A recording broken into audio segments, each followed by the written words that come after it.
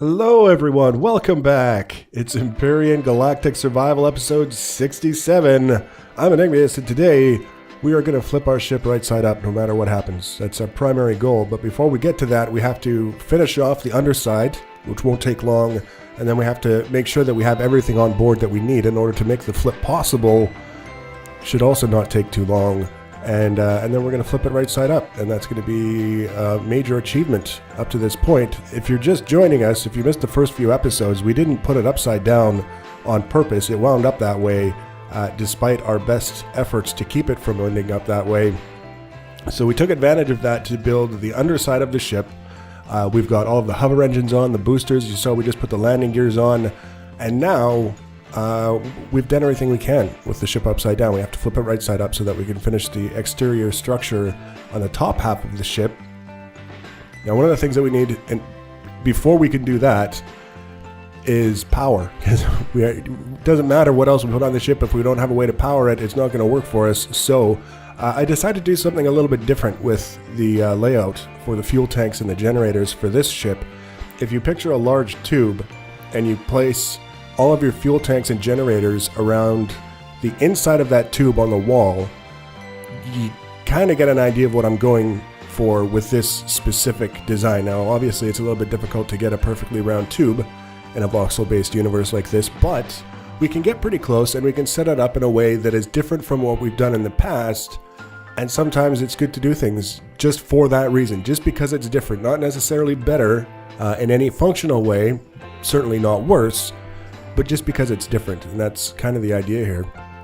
We're working with version 5.1 now. All of the episodes from 1 till 4 were recorded from one session and then over time edited down and presented as I had them complete.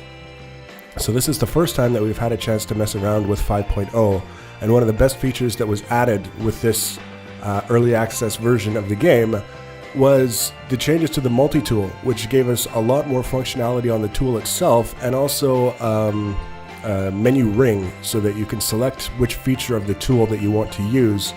It's made some other tools obsolete. You no longer need the rotate tool. There was a tool that you could use to move or rotate blocks that were already in place.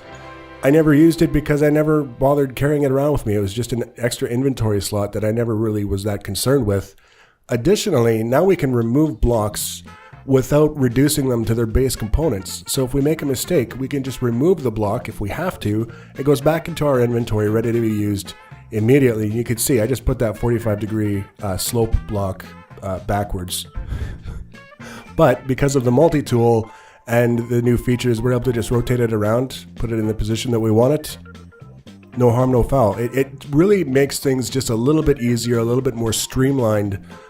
Sometimes it feels with some games like there's punishments. Like every mistake you make should involve a punishment of some sort so that you won't make the mistake again.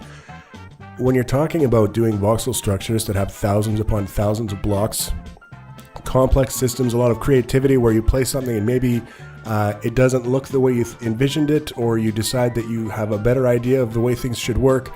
You're constantly moving things and removing things.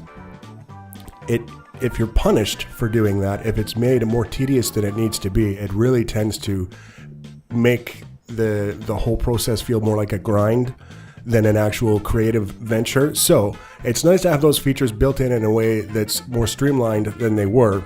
We can do things a little bit quicker, a little bit easier, with less time spent running back and forth between constructors. And now you can see, after a little bit of goofing around, we've got sort of the basis for that tube in place. It's framed in, we've got some generators, we've got some fuel tanks already in place to make sure that they're going to fit the way that we want them to.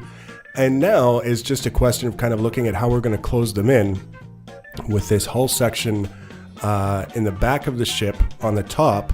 We've already got the two thruster rings separated. You can see the top 2/3 of them from this angle already, but there's a lot to be said for how they're going to come together, how they're going to transition in the finished iteration of the ship. And I decided that I didn't really want that gap there that you can see now.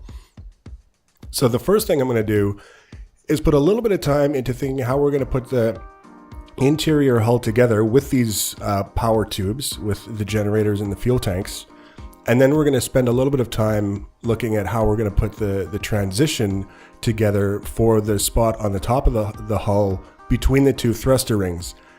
However, more importantly, we're getting to the point now where we've got everything in place. All we need to do is put some fuel into the fuel tanks.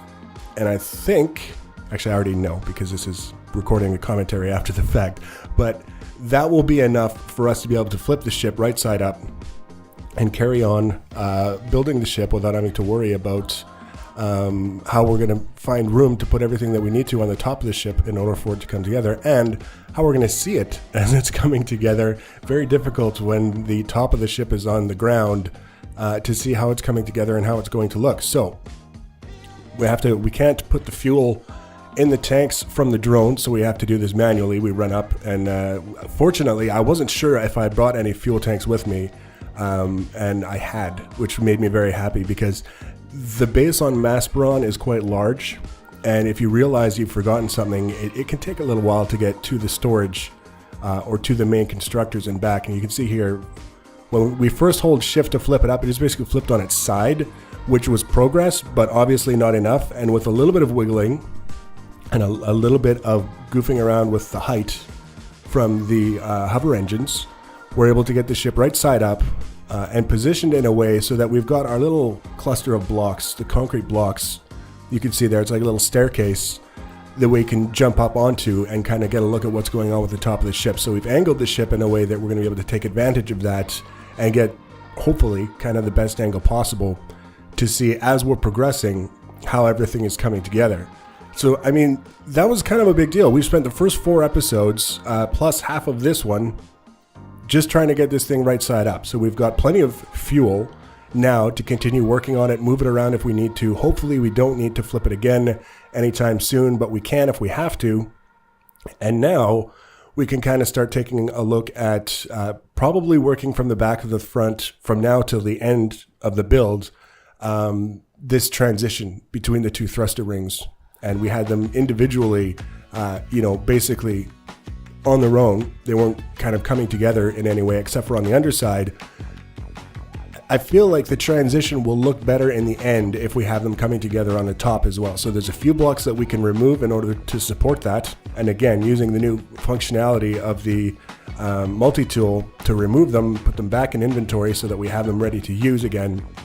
And now it's just a question of kind of getting an idea in my head of what kind of shape I want to work with, and putting it into place, and then seeing how it works, probably coming back and making some changes, etc., until we're happy with what we've got. And that will be the back end of the ship almost completely done. Then we have to worry about the sides, obviously, the top of the ship. There's going to be a number of details that we're going to be putting in place on the top of the ship. Mostly aesthetic, not specifically functional. There's a point beyond which the functional doesn't take very much. You can jam all the functional stuff in a small area of a large ship and still have enough to do what you need it to do. But when we start looking at a ship of this size, there's a lot of space that we can use to do all kinds of creative things with the design to make it look interesting. And so that's what we're going to be doing with this guy. And we're going to be focusing on that in the next episode. We've already come quite a ways with this episode, just getting things squared away so that we can have the right side up business taken care of. And now it's kind of nice and relaxing. That big hurdle is, we've jumped it, and we can look at things from a slightly more casual point of view, in the sense that we don't have a specific end goal in mind. We have a general idea, but we can kind of take our time with it. And that's probably not going to last for very long. There's going to be a sense of urgency that kicks in up to a certain point. But for now, it's kind of nice to be able to just kind of look at things and try different things as we go. I realized that up to this specific point in the build, I hadn't really given a lot of thought to how you're going to get into and out of the ship. One of the things that I like to try and avoid is having a ship where you need to have a certain amount of functionality available to you in order to be able to get into it. So we don't want to have the ship set up in such a way that you have to jump on top of it before you can get to the door that lets you get into it. But at the same time, we don't necessarily have to have it so that the door is as low as possible so that you can get into it. as easily as possible. Having the door where we're putting it now kind of puts us in a position where we can be running up to a certain point, and then we can use our jetpack to kind of give ourselves a little bit of a boost up into the door area. If we design it properly, the entryway itself will help guide us into the right spot as we're moving. We won't have to worry about overshooting or going too high, too low, that kind of thing. And then we'll have the door and then the interior of the ship all laid out in such a way that it doesn't look horrible, but in the next episode, that's what it's going to be. A little bit of a cliffhanger. The placement of the door is so important that we're going to show you in the next episode, but more importantly, we're going to finish sculpting that spot between the two thruster rings. We aren't going to be doing too much on the interior right now. We're going to be focusing on the exterior. We may have to take a pause in here somewhere and go get some more iron from somewhere. We're running critically low at this point, but we'll get that taken care of. The next episode, we're going to be doing some more, like I say, exterior detailing on the hull, and then when the ship is done, we're going to focus a little bit of attention for a little while on something that's not necessarily directly related to building. We're going to go get ourselves set up with the materials we need to get the new mining drills, the ship-bound mining drills, so that we can start mining with something other than our laser or those crazy automated mining things that we put out in the middle of nowhere and ignored up until this point. So if you want to be notified about the next and future videos, as always, you can subscribe to my channel. You can follow me on social media. Links for social media are in the information section below the video. Feel free to leave your comments and feedback. Thanks for watching, guys, and take care.